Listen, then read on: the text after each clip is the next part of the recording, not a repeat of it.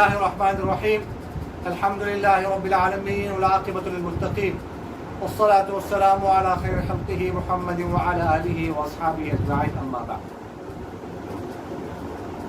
رحیم خان بھائی نے پوچھا ہے کہ ایک شخص قسم اٹھاتا ہے کسی کو یہ کہتے ہوئے کہ اللہ کی قسم میری جیب میں پیسے نہیں ہیں، بعد میں جب دیکھتا ہے تو پیسے نکل آتے ہیں، لیکن جس وقت وہ قسم اٹھا رہا تھا اس وقت اس کی ذہن میں یہی تھا کہ میرے جیب میں پیسے نہیں ہیں، تو کیا اس صورت میں قسم کا کفارہ ہوگا کہ نہیں؟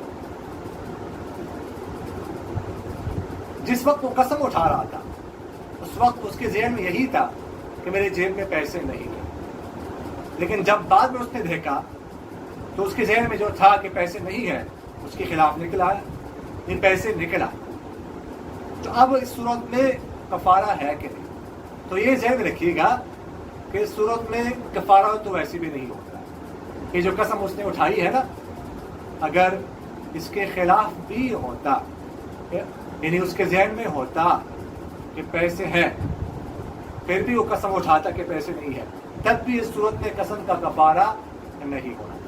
تو قسم کا کفارہ تو ویسے بھی اس صورت میں نہیں ہے، اور گناہ بھی نہیں ہوگا. اس کو گناہ اس لیے نہیں ہوگا کہ جس وقت وہ قسم اٹھا رہا تھا اس وقت اس کے ذہن میں یہی تھا کہ میرے جیب میں پیسے نہیں ہیں، لیکن بعد میں جو اس کے ذہن میں تھا اس کے خلاف نکل آتا ہے، یعنی پیسے نکل آتے ہیں، لیکن اس وقت جو قسم اٹھا رہا تھا اس کو یقین تھا کہ پیسے نہیں ہیں، تو اس لیے گناہ بھی نہیں ہوگا، نہ کفارہ ہے اس صورت میں اور نہ ہی قسم کا گناہ ہے.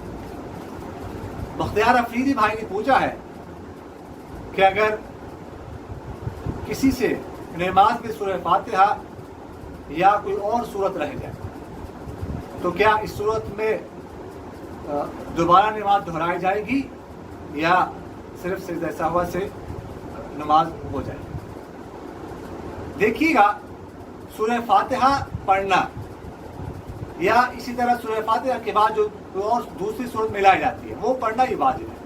سورہ فاتحہ پڑھنا بھی واجب ہے، اور اسی طرح جو دوسری صورت ملائی جاتی ہے سورہ فاتحہ کے بعد وہ پڑھنا بھی واجب ہے.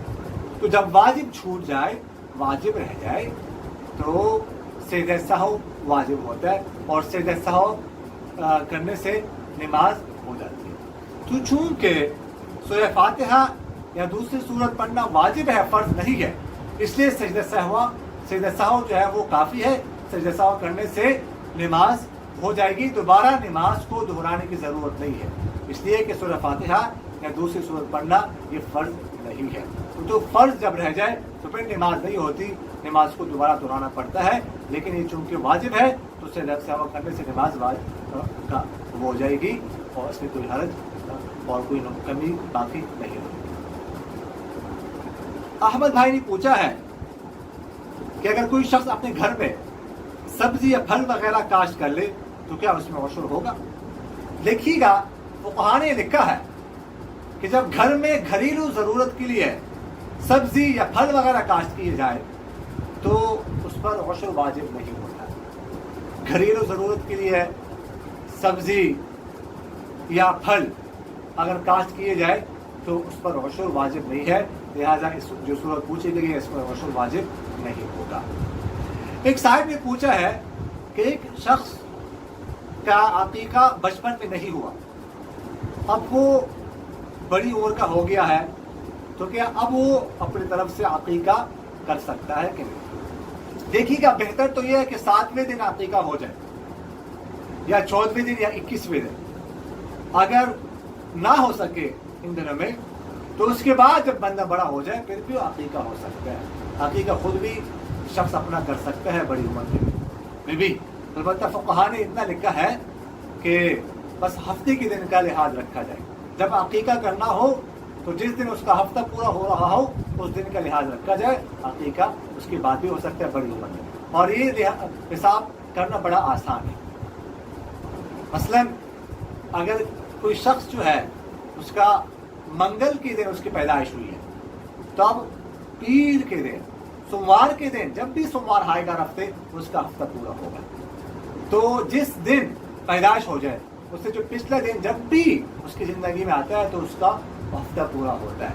تو لہٰذا بالفرض اگر کسی کی پیدائش منگل کے دن ہوئی ہو تو سوموار کو اس کا ہفتہ پورا ہوگا, تو سوموار کے دن جو ہے وہ اپنا عقیقہ کر سکتا ہے. تو اسی طرح ہفتے کے دن کا لحاظ رکھا جائے تو بعد میں بھی عقیقہ ہو سکتا ہے.